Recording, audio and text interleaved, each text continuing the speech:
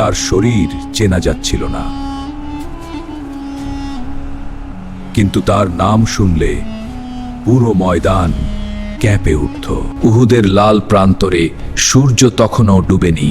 ঈমান আর কুফরের মাঝে দাঁড়িয়েছিল এক ময়দান। তলোয়ারের ঝলকানি, ধুলোর ঝড়ে হারিয়ে যাচ্ছিল চিৎকার, তবু সে পিছিয়ে যায়নি।